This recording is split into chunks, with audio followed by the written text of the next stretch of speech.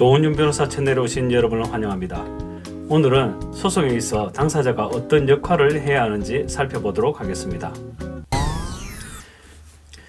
간혹 어떤 의뢰인들은 변호사를 선임해서 계약을 하고 나면 변호사가 모든 일을 다 알아서 처리해 줄 것이라고 생각하는 경우가 있습니다. 그러나 재판에서는 법률 전문가가 변호사이고 사실관계는 당사자가 알기 때문에 변호사와 당사자가 잘 협력을 해야 승소라는 결과를 얻어낼 수가 있습니다. 재판은 말 잘하는 사람 편을 들어주는 것이 아닙니다. 증거가 있는 쪽이 이기고 증거가 없는 쪽이 지게 됩니다. 그렇다면 어떤 증거가 중요할까요? 모든 주장에 대해 증거를 제시할 필요는 없습니다. 법적으로는 주요 사실이라고 해서 당해 재판의 쟁점과 관련된 핵심적인 사실에 대한 증거가 중요합니다. 가령 대여금 사건을 예로 들자면 어떤 것이 핵심 증거이겠습니까?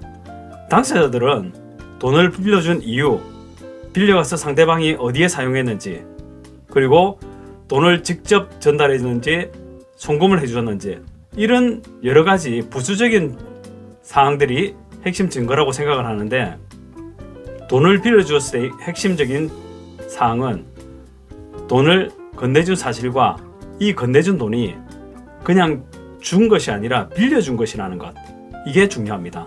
재판까지 가는 사건들은 차용증이 없는 사건이 대부분인데, 빌려준 것이라는 사실을 증명하기 위해서 변호사에게 충분히 사건 설명을 할 필요가 있습니다.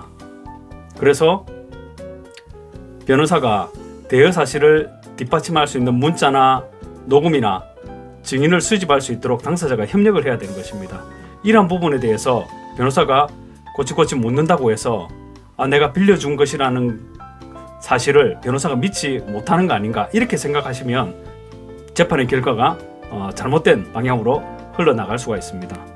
그래서 당사자들은 본인들이 생각하는 것이 핵심적인 것이고 그 자료만으로 충분하다고 할 수 있지만 법률 전문가가 볼 때는 충분하지 않는 경우가 있기 때문에 협력을 잘할 필요성이 있습니다. 그리고 제가 기억에 남는 사건 중에 하나는 공장 옹벽 공사를 맡겼는데 옹벽 공사가 잘못되어서 밑에 공장에게 큰 피해를 입힌 사건이 있었습니다.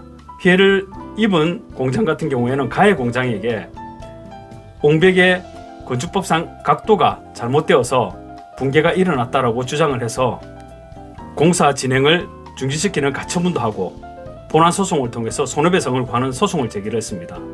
그러나 피해를 유발한 공장에서는 옹벽의 각도와는 전혀 문제가 없다고 어필을 했습니다. 왜냐하면 그 주변의 공장들도 원래 산업단지로 그 부지가 분양이 되었기 때문에 그 옹벽의 각도는 원래 분양 당시에 각도와 똑같기 때문에 피해가 만약에 발생을 했다면 주변의 인근 공장 부지의 옹벽들도 다 붕괴가 되어야 된다는 것입니다.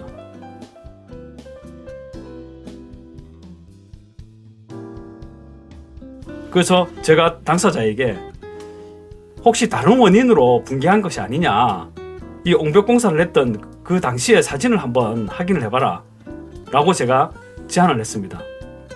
그러자 그 공장 측에서는 그 당시 옹벽 공사를 맡겼던 업체의 공사 사진들을 살펴보기 시작했는데 옹벽 공사를 진행했던 그 업체가 배수로를 다 철거를 하고 물이 배수가 될 수 있는 다른 대비책을 하지 않았던 겁니다. 그래서 당일 공사를 마치고 그냥 비닐로 현장을 덮어놓고 퇴근을 했는데 밤사이에 비가 내림으로 말미암아서 배수로가 없는 상태에서 땅에 비가 흡수되어서 옹벽이 붕괴가 된 것입니다. 그래서 단순히 공사할 때 찍었던 사진 몇 장으로 결과가 완전히 뒤바뀌어서 가해 공장이 억울한 누명을 벗게 되었고 그 공사를 진행하던 그 업체가 손해배상의 책임을 지도록 판결이 난 경우가 있습니다.